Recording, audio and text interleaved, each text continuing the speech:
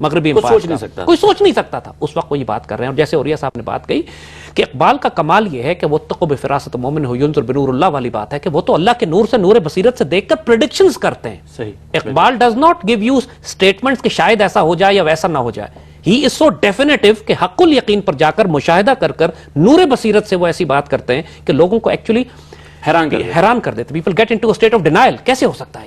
اچھا زید صاحب، آپ یہ فرما رہے تھے کہ یہ شاعری میں بھی پوری طرح موجود ہے. یعنی یہ جو ریوائولسٹ ہے اسلام، اور اس میں اصل چیز یہ ہے کہ اس نوجوان نسل کو ابھارنا، اس کا احساس اس کے تاریخ کے حوالے سے یہ دینا کہ کل تمہارا ہے، یہ تمہاری ذمہ داری ہے، تمہاری یہ کمزوری ہے، آج کے دور کے یہ مسائل ہیں. اس کے لیے شاعری میں بھی یہ اقبال کی جو تمام تر شاعری ہے، اس بات کو اگر ہم سمجھ لیں تو ہماری ساری کنفیوژن دور ہو جائیں گے. اقبال کا کلام جس کا تعلق ریکنسٹرکشن آف ریلیجس تھاٹ سے، یہ نثر ہے. اور وہ تمام شاعری جو کہ اردو اور پرشین زبان میں ہے، وہ ہے ہی آنے والے دور کے لیے. پاکستان موومنٹ سے اس کا کوئی تعلق نہیں تھا. پوری ریکنسٹرکشن اٹھا کے دیکھ لیجیے. یعنی یہ تو مشترک مضمون ہو گیا پورے فکر کا، پورے فکر میں. اور جب یہ بات کرتے ہیں ضرب کلیم کی، جیسے بات ہم نے کہی، عہد حاضر کے خلاف اعلان جنگ ہے. عہد پس جبایت کا اقوام شرق کی بات ہے. جاوید نامہ ہے آپ کی. تمام وہ کتابیں جو خاص طور پہ پرشین میں لکھی گئی ہیں. اردو کا لٹریچر کمال ہے، ان کا ماسٹر پیس ہے، لیکن فارسی ماشاءاللہ اس پر بھی مہا ہے. اور فارسی کلام اگر آپ آج کے دور کے لحاظ سے اگر ہم اس کو ایڈریس نہیں کرتے ہیں، اس کو ہم نہیں پڑھتے ہیں، تو یقین کیجئے ہم اپنے ساتھ بھی، تاریخ کے ساتھ بھی، اقبال کے ساتھ بھی ظلم کریں گے. اقبال کو فارسی اس کو نظم اور نثر میں تقسیم نہیں کیا جا سکتا. میسج وہی ہے، اتنا ہی ایموشنل ہے، اتنا ہی پاورفل ہے، اتنا آئیڈیولوجیکل ہے، اور اتنی بڑی ڈکلیریشن آف وار ہے اگینسٹ پریزنٹ ٹائمز. بہت شکریہ جناب. خواتین و حضرات، ایک مختصر سے وقفے کی اجازت دیجیے، وقفے کے بعد حاضر ہوتے ہیں.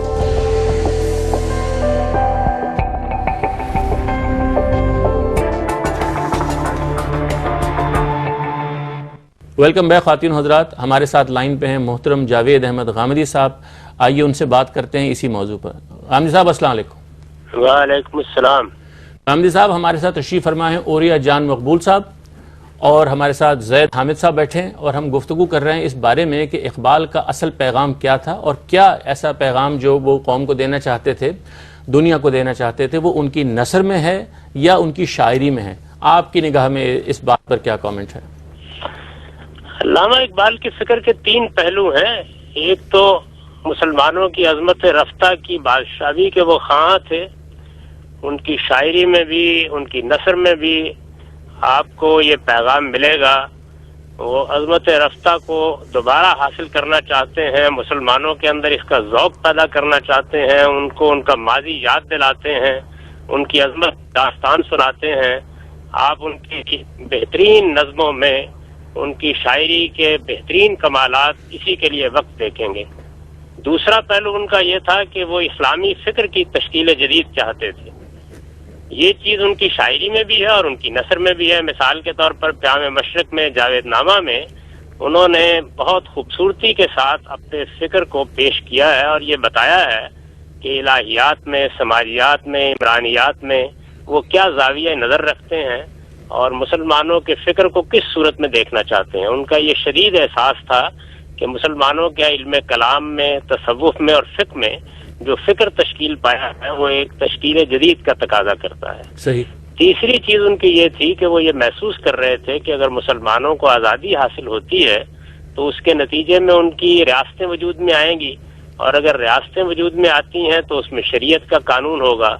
تو ان کے پیش نظر یہ تھا کہ شریعت کے پہلو سے کیا مسائل پیش آ سکتے ہیں. چنانچہ اس کو انہوں نے تشکیل جدید میں بھی بالخصوص اجتہاد کے خطبے میں موضوع بنایا.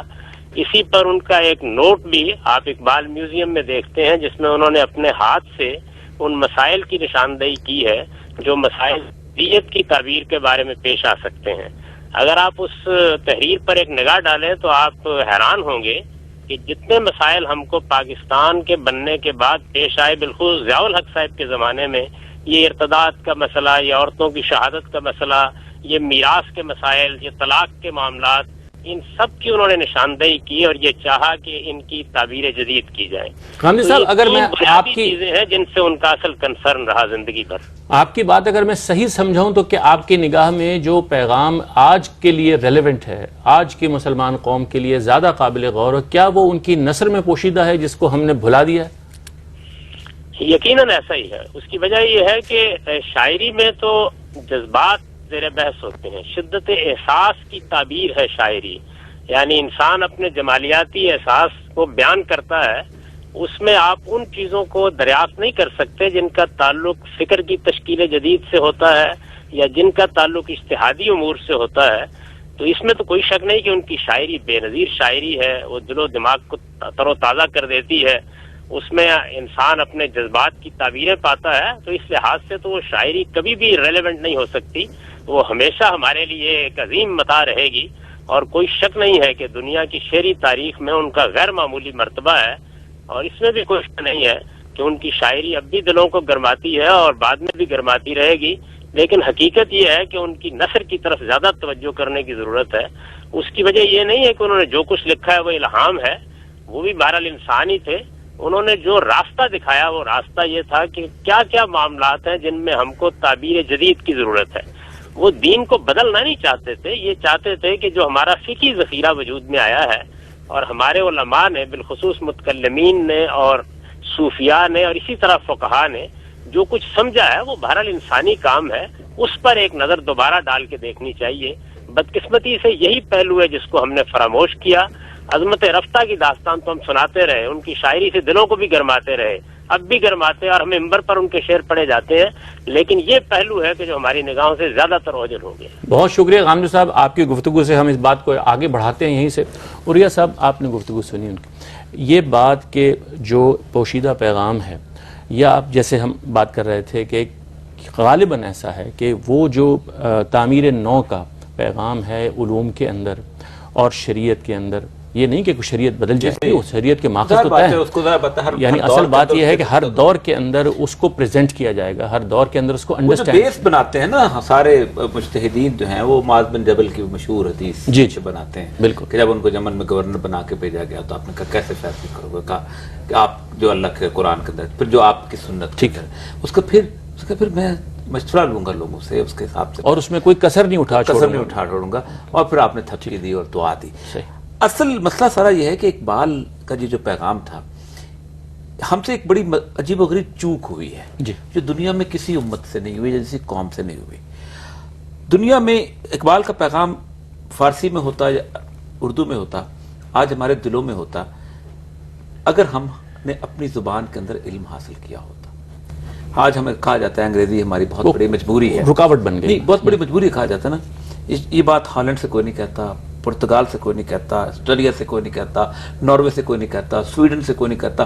1-1 کروڑ کے ملک ہیں، پی ایچ ڈی تک اپنی زبان میں کرتے ہیں. دنیا میں کوئی ملک ایسا نہیں جس نے کسی غیر کی زبان میں علم حاصل کیا اور ترقی کی. اب صورتحال یہ ہے کہ جب ہم اپنی زبان پڑھتے ہیں، کوئی بھی، اب انگلینڈ میں انگریزی پڑھتے ہیں نا، تو پھر وہ اس کے ساتھ لینگویج آف اوریجن بھی پڑھتے ہیں، لیٹن بھی پڑھتے ہیں اور فرینچ بھی پڑھتے ہیں. ہم جب اردو پڑھیں گے تو ہم لینگویج آف اوریجن بھی پڑھیں گے، ہم عربی بھی پڑھیں گے، ہم فارسی بھی پڑھیں گے. اب فارسی میں ایران میں میری پچھلے دنوں پوسٹنگ تھی، میں وہاں رہا ہوں.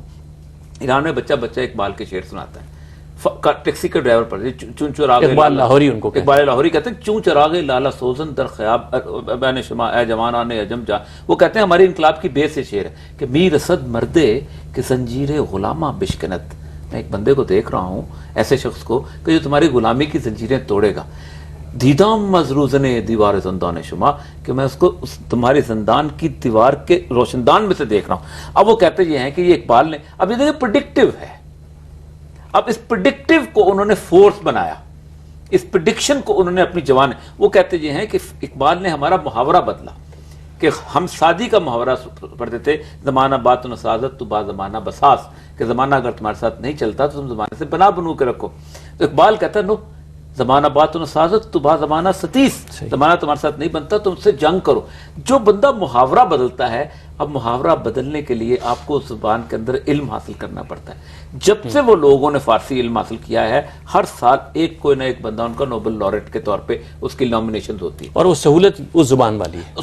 آپ خواب جس میں دیکھتے ہیں. ہمارا مسئلہ سارا یہ ہے کہ ہم اتنے مروب تھے، جس سے اقبال نکالنا چاہتا تھا، جس میں وہ کہتا ایک ہی خواہش، پر جلال تو کے در دل دیگر آرزو ندارم. اے اللہ مجھے تیرے جلال کی قسم ہے، مجھے دل میں کوئی اور آرزو نہیں، بجزیں دعا کے بخشی بکبوتراں عقابی. صرف ایک دعا ہے کہ ان کبوتروں کو عقاب کی روح دے دے، یہ وہ کبوتر بنے ہوئے ہیں اور ہم بنے ہوئے ہیں. صحیح بات.